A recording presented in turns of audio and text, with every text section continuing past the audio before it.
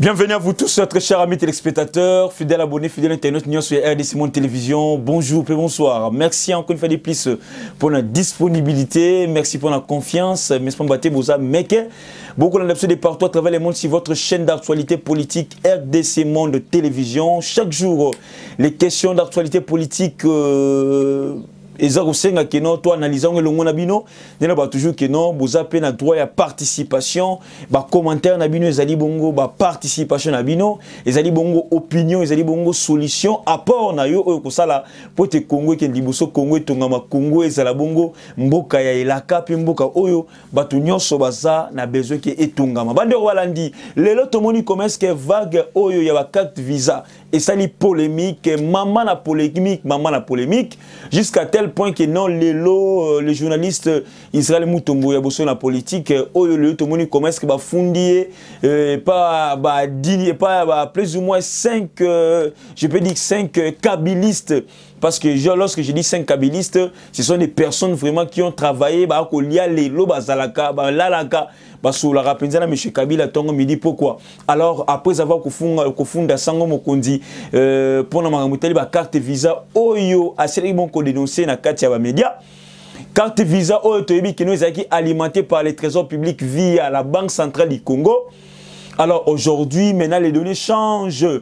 Je vous dis pour le moment, plus ou moins 45 personnes, selon les sources judiciaires, 42 à 45 personnes, y compris celles citées récemment dans les médias, soit dans la presse, ont été traduites en justice pour détournement des deniers publics dans l'affaire carte visa.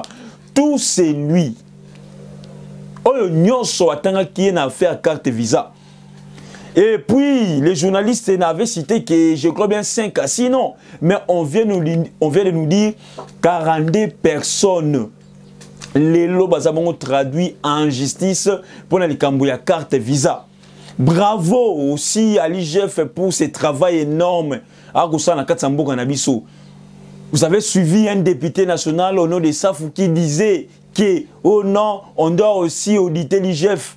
Mais j'ai aimé aussi les répliques, soit la réplique de Moukebaï Nkoso, qui a dit que non, l'IGF était Moutouakangaka Bato, l'IGF a sali audit, à contrôler, à sali évaluation, à mon Kembebe Zali, l'IGF prend les documents, prend les dossiers, à Tchango na disposition à Bazouzi, à Tchango na disposition à justice. On a disposition, il y a procureur général de la République. On a disposition, il y a cour de cassation, c'est lent. Motona, il y a un degré, il y a comparution. Alors aujourd'hui, ça fait quand même mal de voir un député national qui n'a pas de notions de base, des notions de l'administration publique, des notions de l'IGF, fonctionnement, il y a l'IGF. Aujourd'hui, ça nous a fait grand plaisir, comme on a commencé que plus ou moins 42 personnes vraiment au Bassabon les lots interpellés, baptisés dans la justice. Je crois bien, bientôt la liste wana ikozala penza munene. Bato yo pe batanga ki bakona parking ka ya bin karubi bazana kati ba obemina ko bana kati ba Shaddai bana kati bien que l'autre monde commence que Shaddai qui commence à utiliser son fils pour qu'il funda journaliste et pas ya Jean-Marc Sanda présent ya INPC Kinshasa, c'est bien. Mais ce que moni moto bani ko lenga pamba to mingi c'est kayebi likambo parce que moto yebi likambo te afin de kimia. Et aujourd'hui papitamba sepela ki akanisa ki lola ke non IG fait des menti à propos ya journaliste ou atangi ba kombo na bango mais le 42 personnes baza bongo accusé na kata justice congolaise pour na usage ya ba carte visa oyo esengela ki bazongisa utokala. Mais bango bazon sa auto kalaté mai ningana pamba te mai ningana pamba te soki mai ningani se ke likambo ezali soki mai ningani se ke ngando aza place wana c'est que balen aza place wana yango pe lelo to moni comment est-ce que l'IGF frappe fort pour mettre de l'ordre dans l'administration publique. L'IGF frappe fort pour dresser pour nous repérer sanzela pour nous repérer éclaircissement na union sozali kimoyibi na kati ya trésor public. Toko senga pe na justice congolaise aussi. Ba dossier ebele IGF atika na justice congolaise.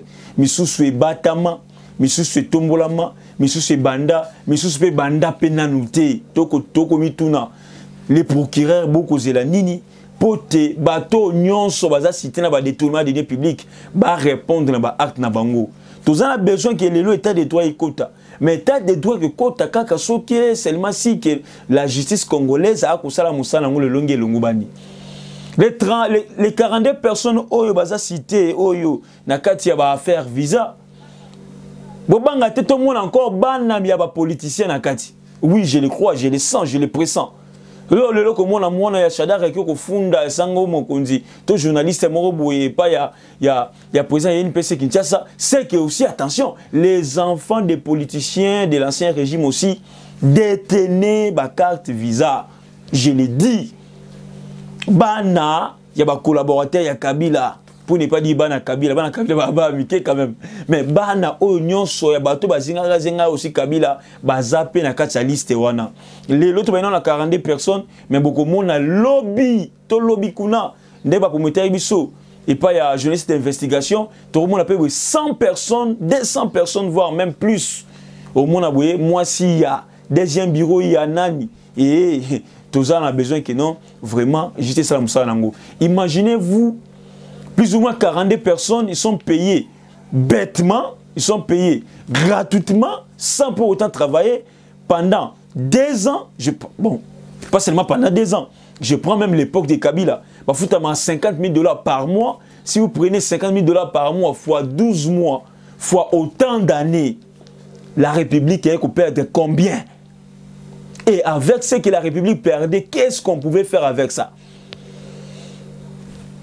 Un clic, un groupe des individus, Fanda, Balekambongo à l'État offélé, sans plaignant. Balekambongo à l'État sans keba toka, sans keba souffrir. Mais il y a des pauvres enseignants, il y a des pauvres médecins, excusez-moi de les appeler comme ça. Il y a des pauvres policiers, des pauvres militaires. Bako bunde la pona mboka, bako tangi sabana, bako pesa mayele. Mais ça là na bango kozala muke. Mais bato déjà bazana ba avantage. Bato déjà ba tie bango na confort na l'état congolais. Mais balinga ka ba yibaka, ba piyaka. Mbongo oyo Kongola komoni la pasi. Mbongo oyo Kongola ko futa ba impôt, ako futa mpako, ako futa ba taxe. Tozanga motema, tozanga penza mawambora na biso, yango ki ba politicien belé, mo pe ba avancer ezate. Toko sepela lelo, toko lika ete non, musala ya justice et ko sale malolenge longo bani. Mon salaire justice et ko pesa biso encore éclaircissement. Et pourquoi ne pas aussi ceux qui les loba tono ba interpeller, tout le monde a qui ça l'appelle procès moko public. Ah oui, procès moko public. Ba tandeli biso 42 personnes wana penza boy, to wana TV na RTNC ba totala bango boy. To bia o Minako, o Shadari, o Kokonyangi, o yo Sele ya Luguli, o Kinkaya Bini Karubi, o yo Mwasi ya tel, o Likangwa tel, o deuxième femme ya tel. Et ça la biso bien. Et ça la biso bien. Tu on a besoin aussi que nos justice procès est un procès public. So il le pas tomber que nous fungwami to yeba banani nde ba yibi mosola l'état to banani nde ba yiba kambongo l'état. Banani miyibi to koyeba bango kala mingi te awa. Bravo à la justice. Bravo aussi na IGF Musala Penza avec beaucoup plus de conviction, avec beaucoup plus d'amour pour le pays, pour la patrie, toujours compatria. Donc, bah, la simate, bah, la que non, bah, on a pas servir République démocratique du Congo. Très chers amis téléspectateurs, avant de continuer, je vous laisse un peu suivre l'appel, les messages de Madame Pauline Lumumba. Et juste après, on va rentrer pour continuer les actualités politiques. Restez branchés et suivez.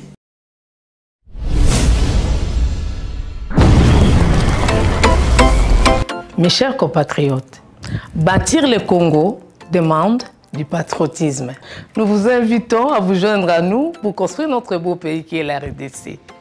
Appel de Maman Pauline Lumumba, présidente RDC Monde, à Genève.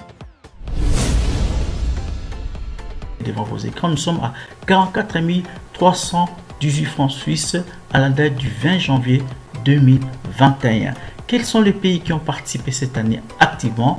L'Afrique du Sud, l'Allemagne, l'Australie, l'Autriche, Belgique, Canada, Danemark, Écosse, Espagne, Finlande, France, Irlande, Italie, Japon, Luxembourg, Norvège, Ouganda, Pays-Bas, RDC, Suède, Suisse, Turquie, UK et les États-Unis.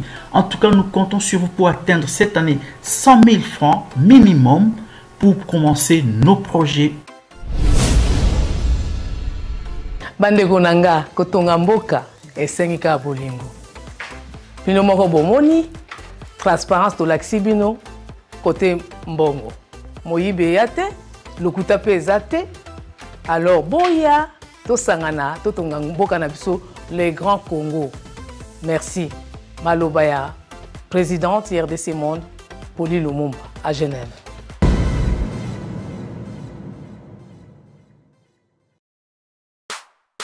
Bonjour Bandeko.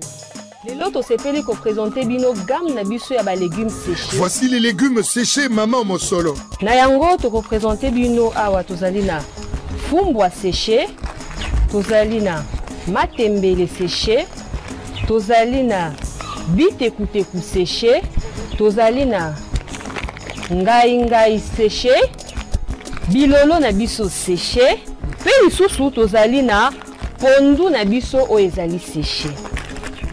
Ba légumes na biso ezali ba légumes moko o ezali bio, naturel pour la consommation et surtout qu'ils sont certifiés. Légumes séchés de qualité, certifiés et produits d'un commerce équitable, plein de vitamines, de calcium et de minéraux de toutes sortes. Légumes séchés Maman Mosolo, ezote comme en Amazon, na République démocratique du Congo, pe na mokili mobimba. Et kokipe kokomela yo na nzela ya poste. Et bongi pe po na ba réserve stratégique, po na ba prison, pe ba déplacé de guerre ya lolenge nyonso. Naza siko na besoin ya ba épices oyo et ko servir biso na kolamba pondu na biso séché. Awa naza kotia ndembi, na tie matungulu, na sauce na posa ya concombre na aubergine, nolenge boza komona. Pondu séché Maman Mosolo, facile à préparer et excellent pour toute la famille. Pour plus d'informations, allez sur www.moncafood.com ou appelez-le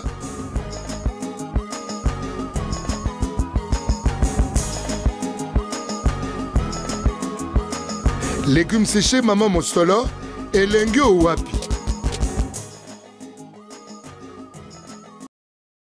Oui, très chers amis téléspectateurs, hier, la police et l'armée congolaise ainsi que le gouvernement, représenté par les porte-parole du gouvernement, monsieur le ministre Patrick Mouya Katembwe, Salibongo bilan et état de siège après 30 jours. Après 30 jours, quel est le bilan de l'état de siège? Un bilan positif ou un bilan négatif? Qu'est-ce qu'on peut dire? L'armée congolaise a brossé point nyonso alobeli makambu nyonso alobeli dossier nyonso aussi sensible en ce qui concerne l'état de siège dans notre pays République démocratique du Congo. D'abord, ils ont d'abord commencé par la province de l'Ituri parce que n'oubliez pas, l'état de siège frappe maintenant des provinces. Province de l'Ituri, la province de Nord Kivu. Mais ils ont d'abord voulu commencer avec la province de l'Ituri. La province de l'Ituri, bilan, qu'est-ce qu'ils ont dit? Au moins 39 terroristes et miliciens ont été neutralisés. Parmi miliciens et terroristes, on a tous les Kadeko, tous les ADF, tous les FPI. Donc, ils ont bongo milice. Ils ont créé Kuna na katia partie est na Ituri. Alors, au moins 39 terroristes et miliciens neutralisés par l'armée congolaise. Ils ont na katia province Ituri d'abord. Toujours na katia Ituri, même si que non, 5 capturés, 5 terroristes et 5 miliciens capturés déjà. Et puis encore, parmi lesquels les Congolais aussi, les Congolais sont là-dedans, les Congolais. Plusieurs armes récupérées, bravo. Plusieurs armes récupérées. Bravo aussi. Tant que Congolais, il y a Beni, il y a Ituri, il y a la Monisco. Les autres ont des résultats. Monisco est en ciment. Monisco est copté. Il y a un moment qui est état de siège toujours. Parce que le Monisco est battu, mais moi, ça se voit comme au sala exaté. Parce que le Monisco, c'est le cop wana. Donc, Monisco pas un complice. Maintenant, pour ne pas que Tobenga est complice, Monisco s'est retiré na ba cop na bana ko sala kuna kata este. O elonga te vraiment bandeko balandi. Le bilan la katia état de siège ou un bilan moko, je ne sais pas, bilan moko au moins 95% ils ont réussi. Donc c'est ça, bilan moko positif. Toujours la katia toutes les places fortes et les quartiers généraux ont été démantelés. Toutes les places là fortes, la place na bangwana, ba état général na bangwana, tout nyos qui ciblé beko ba neutraliser bango, ba place on a nyos ba état général nyos ça c'est sous contrôle ya ba FARDC. Sous contrôle ya l'armée congolaise, sous contrôle ya la police congolaise. Bravo na ba vaillant héros, na ba combattant, na ba policier assidu, ba policier ba ko bundela mboka. Baliniteke mboka qui est toujours liboso, mboka elonga bitumba, mboka est avancé très cher amis téléspectateurs. Maintenant du côté nord Kivu le bilan est comment?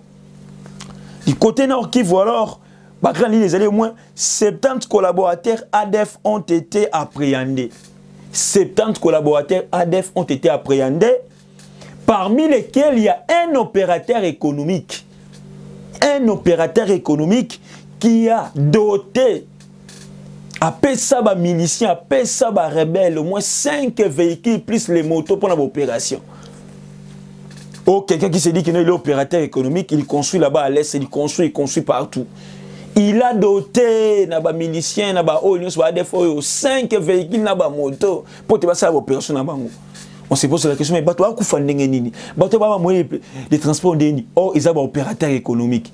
Mais toujours, au moins, avec l'actuel gouverneur, le général, il y a une stratégie aussi pour barrer la route dans l'opérateur économique. On a une cité, il y a une complicité, il y a ADF, il y a Kadeko et tout consort.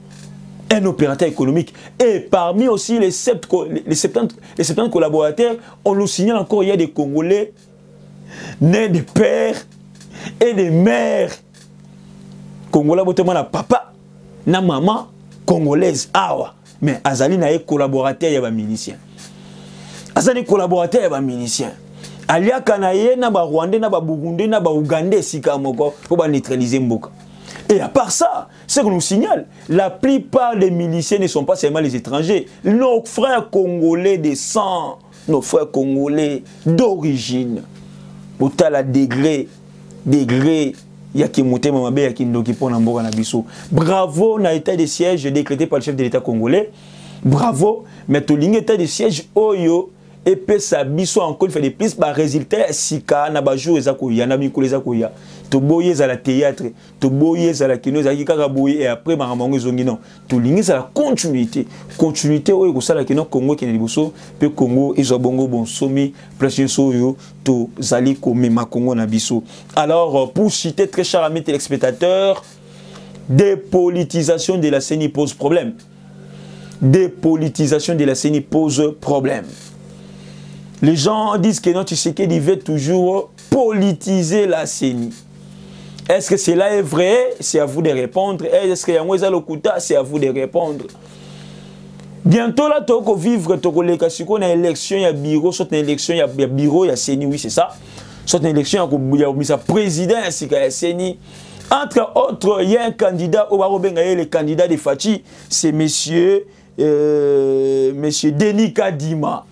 Monsieur Denis Kadima est candidat à Fachi pour la présence à CENI. Est-ce que sur le Lokuta? Parce que les sources des confessions religieuses déjà vont venir bientôt là ils vont voter Denis Kadima comme étant président à CENI. Ou entre autres, entre guillemets, les candidats potentiels et présents Fachi. Mais tout le monde a CENI est indépendante. Tout ce que CENI est indépendante pour et puis sa valeur dans l'élection et puis sa goût et créer des autres dans l'élection. Berero Kabila Salara na CENI, les chefs de l'État congolais ne doivent pas encore le faire pour ne pas quitter ça pouvoir naïe, pour ne pas aussi quitter ça en plein naïe. Topé sa goût, topé sa vie na CENI. Tout ce que la confession religieuse ba pona moto ba ngba komoni ba ko pona. Pour te CENI aussi, et ça d'abord, l'élection, l'olenge et l'ongubani. Mais si la CENI n'est pas toujours dépolitisée, là, tout ça, rien, tout tourne toujours à rond, la bêtise à Kabila, que non, le Congo ne va pas avancer. Alors nous demandons aussi aux confessions religieuses de choisir une bonne personne. Une personne qui a de la valeur. Une personne au Azana Soucia Congo, une personne qui est honnête, une personne qui est mature politiquement, une personne qui est aussi neutre. La CENI a besoin des gens, des personnes neutres. Si M. Denika Dima ici serait le chef de l'État, là c'est à la CENI de voir. Mais je ne pense pas que le chef de l'État ait un candidat quand même. Le chef de l'État ne peut jamais avoir un candidat. Là, c'est le chef de l'État. Le chef de l'État n'a pas un candidat. Nulle part, le chef d'État nous a dit que non, quand on a signé, il faut voter. Nulle part. Bien que les gens disent que non, oh, non, il y a une politique, on a cessé. Moi, je parle des choses vraies, des choses correctes, des choses officielles. Nulle part, officiellement, je vis que le chef d'État présentait un candidat au niveau de la CENI. Nulle part. Merci beaucoup à vous tous, très chers amis téléspectateurs. C'est ici que nous mettons fin à notre émission d'aujourd'hui. Restez toujours branchés sur votre chaîne de proximité RDC Monde Télévision. N'hésitez pas de vous abonner massivement, de liker, de partager, pourquoi pas, de commenter nos émissions. Ça nous fait énormément plaisir. Merci, bye, à la prochaine.